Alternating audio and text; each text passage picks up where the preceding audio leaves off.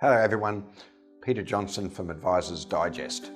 Take a look at me and you'll realise that I've been around for a while. I established my first business, New South Wales Shelf Companies Proprietary Limited, in August 1988. I started my first job in an accounting practice working for a good friend of mine by the name of Graham Flegg in 1990. I remember a lot of things back then. One thing most certainly that I remember is that if we wanted a client to be in a trust, we would send that client off to a solicitor, and 3 months later they would come back with a trust deed, fully executed, fully stamped. The solicitor was fully responsible for the establishment of that trust. If anything went wrong, it was on their PI.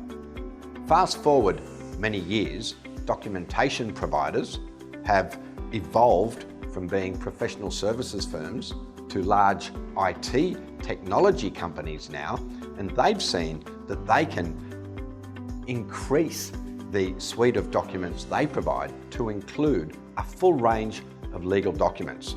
Accountants lap this up because instead of it taking 3 months to get a client set up into a family trust, it comes back immediately, saves them a lot of hassle, makes their business processes way more efficient.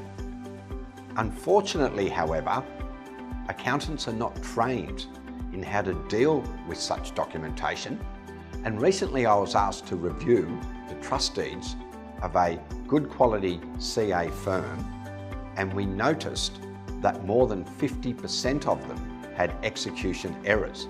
Now, these were not deeds that just came from this firm.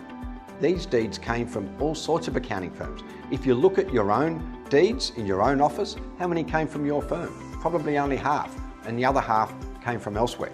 And we found that these errors were from any source possible.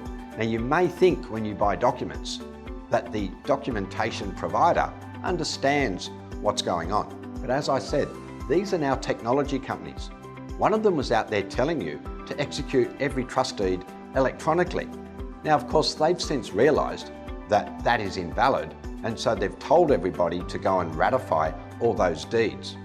I've seen other deed providers give execution clauses that are designed for individuals and put the company name down, and the accountant doesn't understand that that execution clause is wrong, so they happily execute away.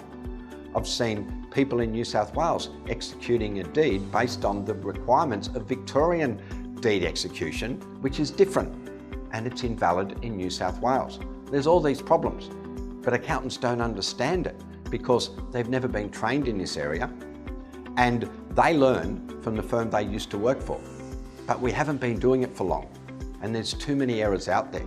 So what I've done is I've developed a 1-hour live training webinar where we will go through the particular legislative requirements for executing trust deeds in each of the jurisdictions. We'll look at electronic execution when you can and can't do it.